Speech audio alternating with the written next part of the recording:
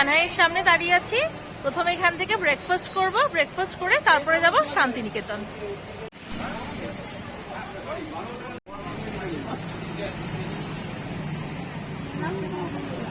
ব্রেকফাস্টে ছিল আমাদের কচুরি, ধোকলা, পাটিসাপটা ও কাজু বরফি।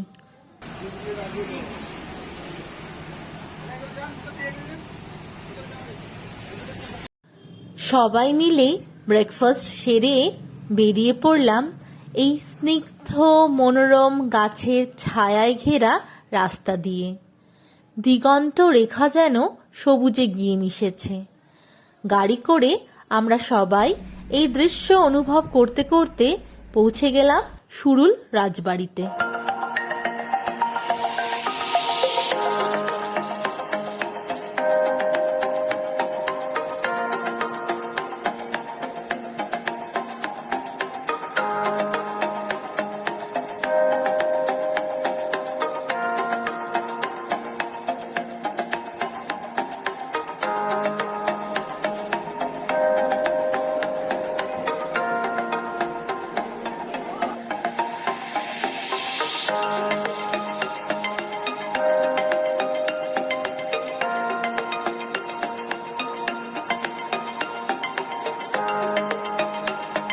শান্তিনিকেতনের খুব কাছেই সুরুল রাজবাড়ি, সুরুল রাজবাড়ির ঠাকুর দালান। তো এটা হচ্ছে নাট মন্দির। আমরা যেটা দাঁড়িয়ে আছি এটা হচ্ছে নাট মন্দির। এটা আগে মাটির ছিল, এটা পরবর্তীকালে সিমেন্ট করা হয়। আর এইখানে পুজো দেখা যাচ্ছে যেটা, সেটা হচ্ছে দুর্গা পুজো হয়ে ওঠে ঠাকুর দালান। এখন একটা কাঠামো আছে, পরে মাটির পুজোর সময় তৈরি করা হয়। খুব সম্ভবত 1975 সালে এই সিমেন্টকে এই নাট মন্দিরটা তৈরি করা হয়। শ্রীনিবাস সরকারের তৈরি এই রাজবাড়ি বাংলার শ্রেষ্ঠ উৎসব দুর্গাপুজোর জন্য বিখ্যাত। এই রাজবাড়ির অপর নাম বড় বাড়ি। এরকম কড়িবর্গা কিন্তু এখন আর খুঁজে পাওয়া যায় না। এই বড় বাড়ির পাশেই আছে এই মন্দির।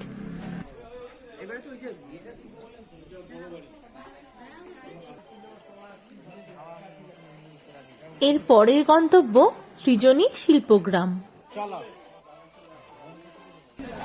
আমরা এখন সৃজনী শিল্পগ্রামে এসেছি, পুরোটা তোমাদের ঘুরে দেখাবো। 26 বিঘা জায়গা ঘিরে শুধু দেশের বিভিন্ন প্রান্তের শিল্পের ছোঁয়ায় মোড়া এই কালচারাল সেন্টার। এখানে ঢুকতে 20 টাকা পার হেড টিকিট লাগে। বাউলের মন ভোলা গানে চলো আমরা একসাথে মুগ্ধ হই।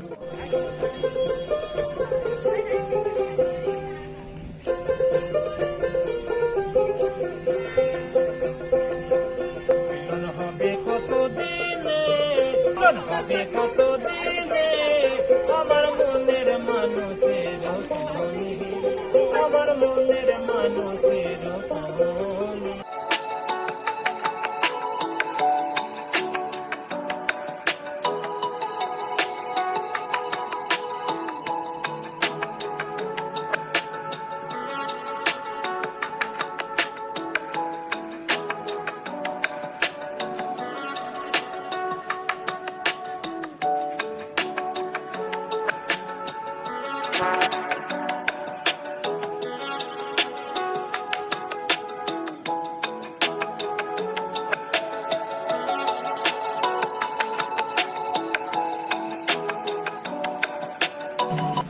জাঙের পুতুল হলো পশ্চিমবঙ্গের ঐতিহ্যবাহী একটি নিদর্শন, যেটি কাঠের মানে মেন কাঠামোটা হচ্ছে কাঠের, এবং এর উপরে মাটি দিয়ে বিভিন্ন রকম ডিজাইন করে নকশা করে পুতুলগুলো আঁকা হয়।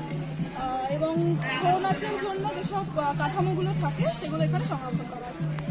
এখানে রয়েছে বিভিন্ন রকমের বাদ্যযন্ত্র, যেগুলোকেই পরে এখন আর কি মডিফাই করে সুন্দর সুন্দর গিটার, বিভিন্ন রকমের বাদ্যযন্ত্র করা হয়েছে। এগুলো এখন সব কাঠের। এখানে আমরা দেখতে পাচ্ছি তানপুরা, একতারা, দোতারা। এখন পালকি শুধুমাত্র বিবাহের কাজে ব্যবহার করা হয়, যখন বউ প্রথমবার বা শ্বশুর বাড়িতে আসে। কিন্তু আগে যতবার অভিজাত পরিবারে যতবার বউ আসা যাওয়া করতো বা বেরোতো, সবসময় পালকি করে আসা যাওয়া করতো।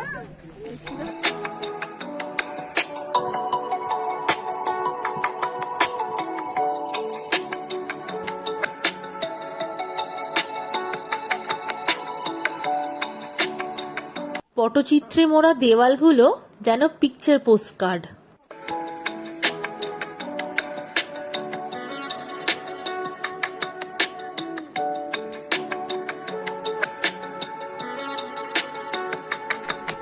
রোদ ঝলমল পৌষে আমরা শান্তিনিকেতন বেড়াতে এসেছি। ওয়েদারটা খুব সুদিং, ঠান্ডা খুব একটা একদমই নেই, একদম পারফেক্ট টাইম এটা শান্তিনিকেতন ভিজিট করার। তোমরাও এসো, এই জায়গাটা ভীষণ সুন্দর, তোমরা একবার এসে জায়গাটা ভিজিট করো।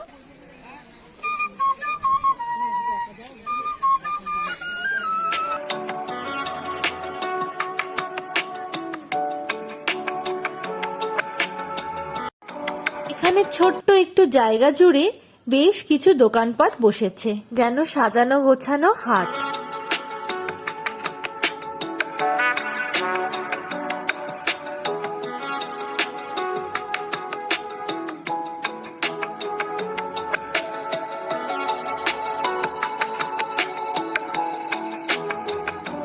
এই জায়গাটা কিন্তু বেশ সুন্দর করে সাজানো। আশা করি তোমাদের এখানে সময় কাটাতে বেশ ভালোই লাগবে।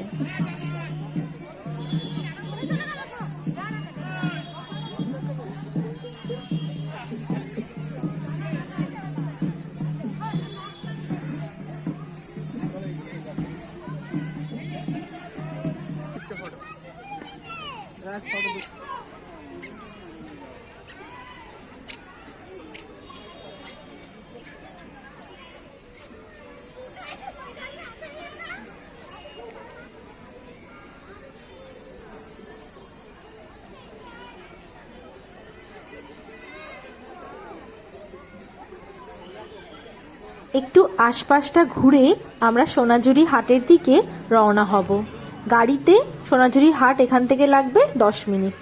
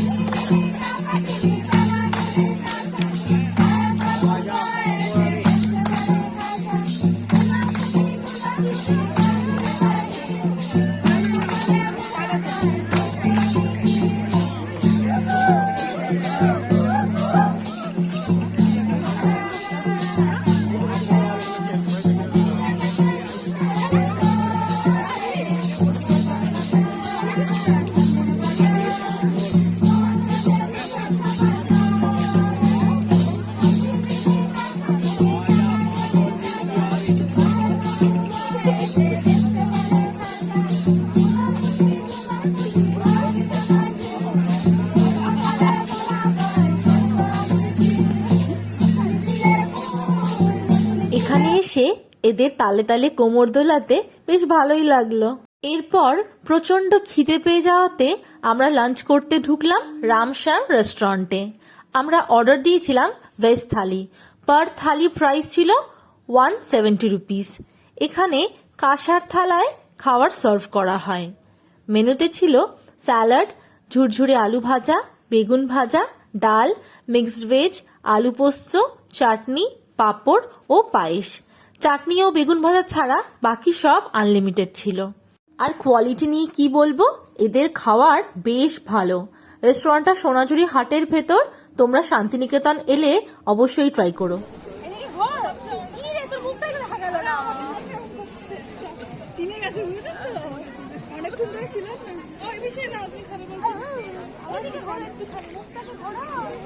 এ হলো বিজু, একে দেখে একটু আদর করে নিলাম। সোনাঝুরি হাটের লোভ যেন ছাড়ার নয়। যতবারই আসি কেনাকাটার লোভ আর সামলাতে পারি না। অবশ্য এখান থেকে কেউ খালি হাতে গেছে বলে আমার মনে হয় না। তোমরা যে কোনো জিনিস এখানে বেশ রিজনেবল প্রাইসেই পেয়ে যাবে।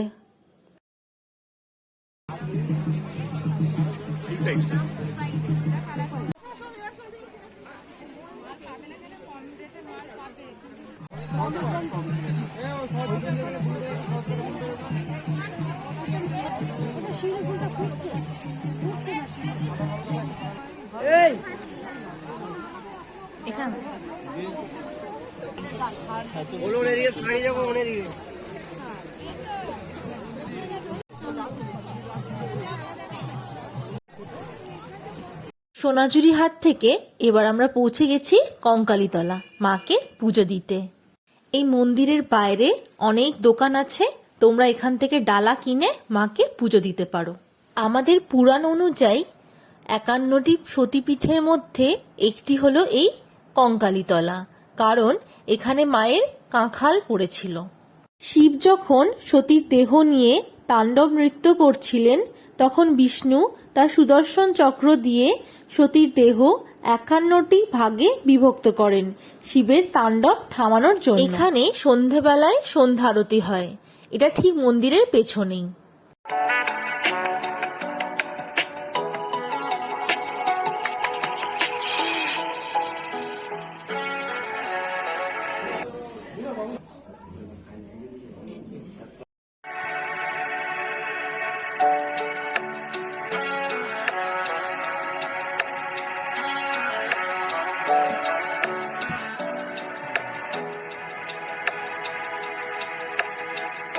সচরাচর আমরা কালী মন্দিরে মায়ের মূর্তিতে পুজো হওয়া দেখে থাকি, কিন্তু কঙ্কালীতলা একটি ব্যতিক্রম।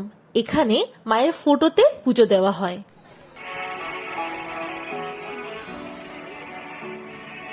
মন্দিরের ঠিক পাশেই এই যে পুকুরটি আছে, এখানেই মায়ের কাঁখাল পড়েছিল।